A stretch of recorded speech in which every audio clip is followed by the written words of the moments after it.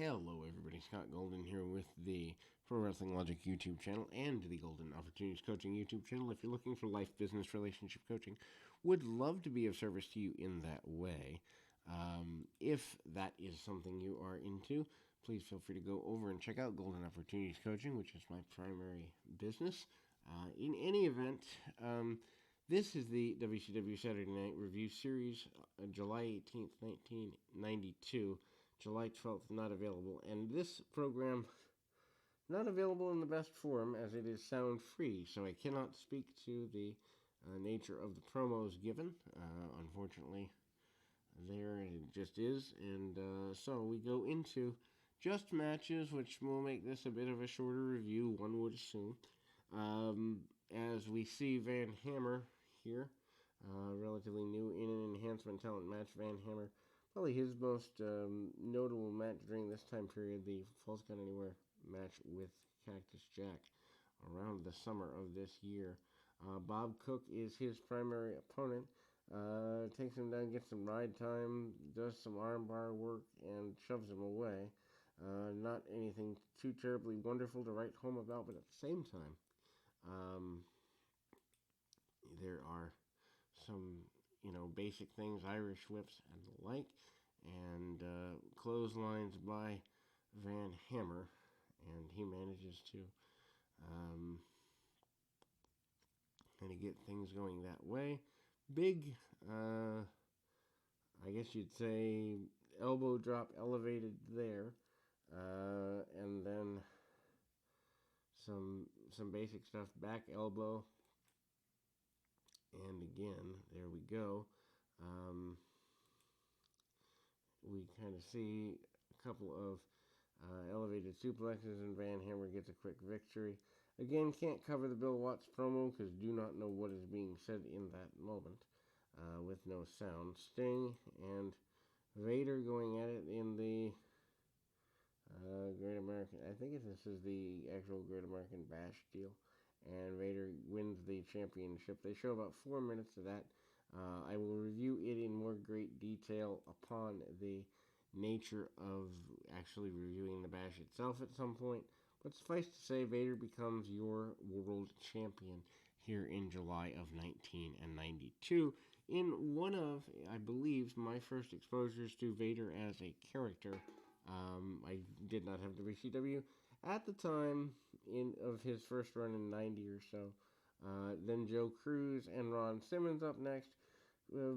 Simmons already being placed as Vader's, maybe not top challenger, but a challenger to Vader.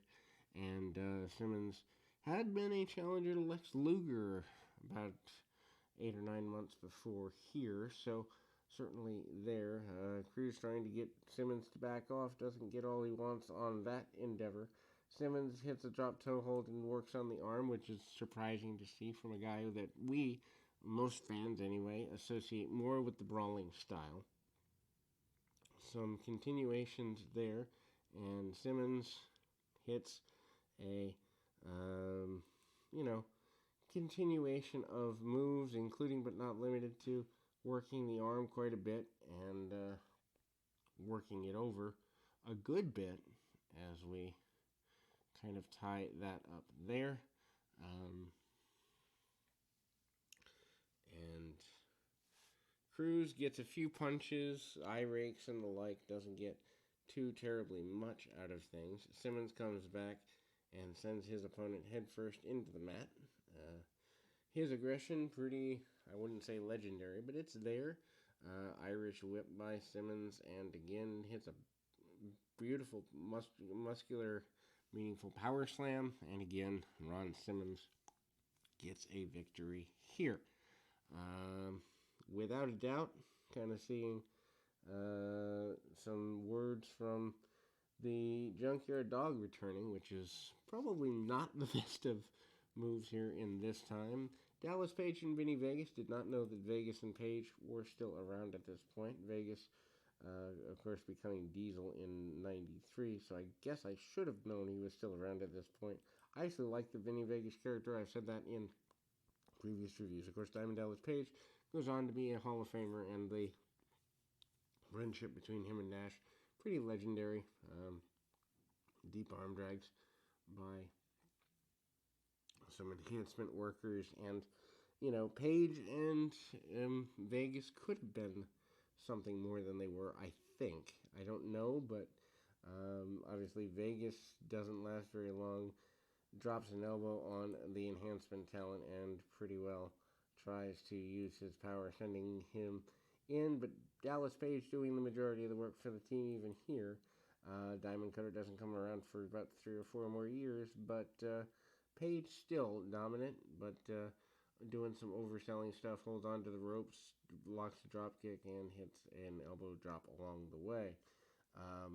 Ultimately, it is at this point that there is a major takeover, and ultimately we kind of see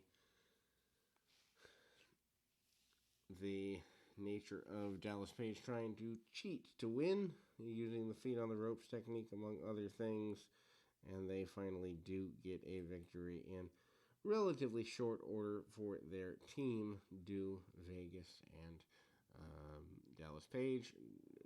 Amazingly, Kevin Nash, aka Vinny Vegas, hitting a running shoulder block, which for the time, for him, pretty big deal, at least I think. Then we see a return to a previous match that we had seen in a few months before, the Jushin Liger Brad Armstrong match that had been covered by these two men. Don't know why it was returned to in progress, but it was here. That match has already been covered. Johnny B. Bad comes out for a promo, but I can't cover that because I don't have sound. Again, my apologies. Dangerous Dan Spivey out next, doing a bit of enhancement work. Surprised to see him step over the top rope and lay right into the enhancement talent. Again, from what I hear, and I haven't seen enough of Spivey to know this for sure, but his best work is in Japan. But he is super aggressive here. Of course, known a couple of years before as with the Skyscrapers with Sid Vicious. He's just tossing this enhancement talent around something fierce and manages to go straight at him, get a victory in the process, and ultimately, kind of do the hanging deal here. Chokes him out. Watts again with a promo. We go to a in progress, courtesy of the Great American Bash. We see Rhodes and Wyndham against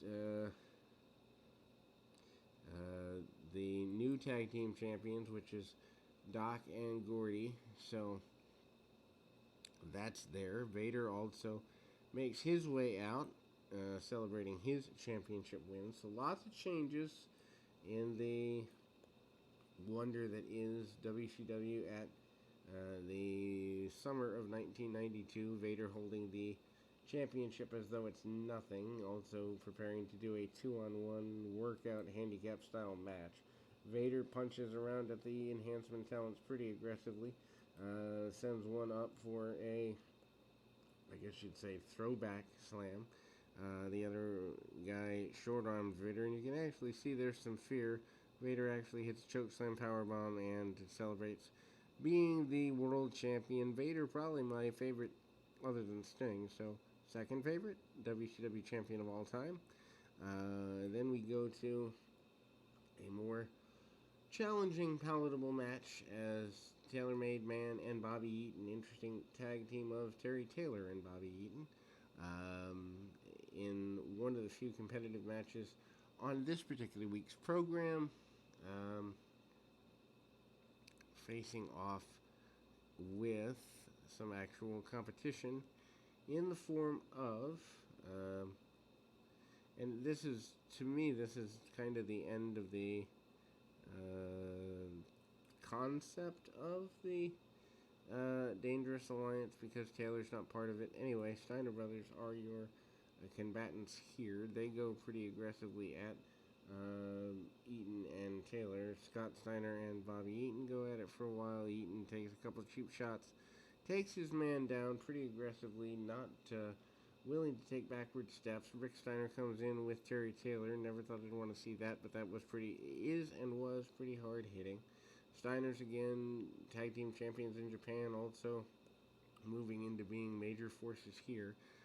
Cut off on Rick Steiner, who goes to the second rope on the inside, doesn't do much. Remember, top rope moves have been banned. We go to the outside, some brawling on the outside, illegally, referees losing all control of the match, and Scott Steiner gets beat down for a little bit there. Terry Taylor going pretty aggressively after his adversary here.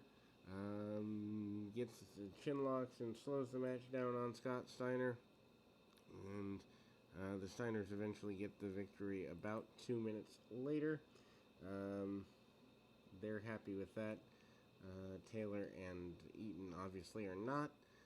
With about 20 minutes left in the show, we go to a Steiner promo, then a Dusty Rhodes promo, which, unfortunately, as mentioned, cannot be covered this particular week. Then we go to more of the main event style stuff as Larry Zbyszko, newly found babyface, who actually remains babyface probably for the rest of his WCW run, I think, maybe.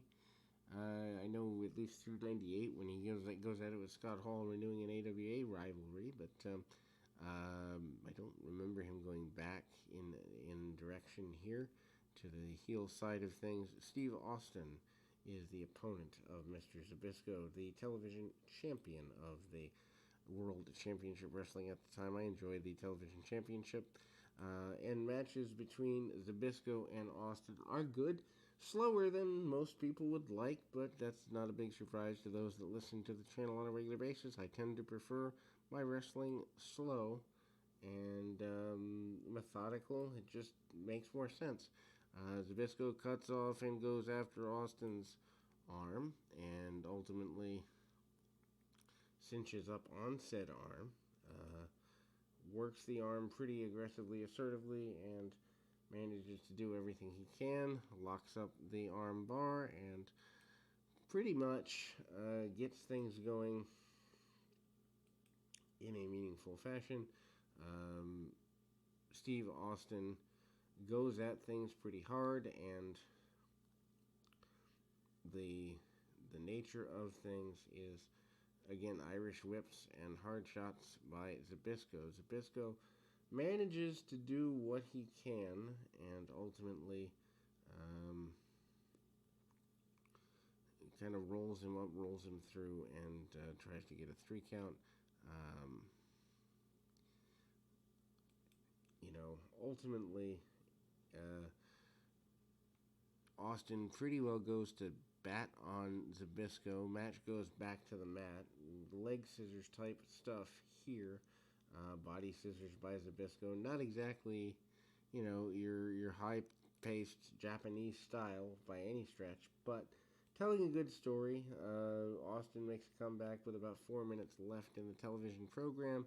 Tries to use every advantage he can get, from a rake of the eyes to some cheap shots, wrapping the leg around the rope strands and going at that, and ultimately hanging, kind of dropping powerbomb by Zbyszko. Zbyszko, frustrated by his inability to end the match with about 2 minutes left in the program, hits a couple of knees. Paulie dangerously comes up, and Austin able to get the stun gun for the victory. Short Austin promo to close the program, and we will be back hopefully with more, depending on my schedule tonight. But until next time, keep your feet on the ground, your mind in the moment. Until next time, everybody.